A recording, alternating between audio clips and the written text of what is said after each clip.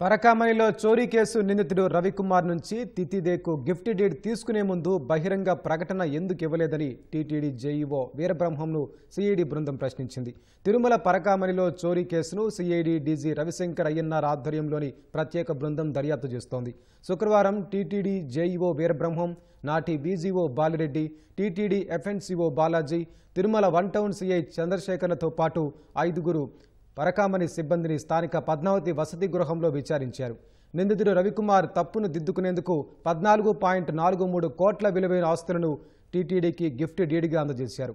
నిందితుడు ఇష్టపూర్వకంగా ఆస్తులు తితిదేకి ఇచ్చారా, ఎవరైనా ఒత్తిడి చేశారా, గిఫ్ట్ డీడ్కు సంబంధించిన ఆస్తుల గురించి ప్రజలకు బహిరంగ ప్రకటన ఎందుకు ఇవ్వలేదని ప్రశ్నించినట్లు సమాచారం. దీనిపై ముక్తసరి సమాధానమిచ్చినట్లు తెలిసింది. చోరీ జరిగిన రోజు అందుబాటులో లేని ఏవీఎస్ఓ సతీష్ కుమార్ను తర్వాత పిలిచి ఎందుకు ఫిర్యాదు చేయలేదని చెప్పారని అప్పటి వీజీఓ బాలిరెడ్డిని ప్రశ్నించినట్లు సమాచారం. నిందితుడిని పట్టుకున్నప్పుడు ఎన్ని నోట్లు దొరికాయని ఆరా తీసినట్లు తెలిసింది. తర్వాత తిరుమల వన్ టౌన్ సిఐ చంద్రశేఖర్ను కేసు రాజీ చేయడంలో ఆయన పాత్ర గురించి ప్రశ్నించినట్లు సమాచారం. తర్వాత పరకామణిలో పనిచేసే సిబ్బందిని చోరీ జరిగిన రోజు ఏం జరిగిందని ఆరా తీశారు.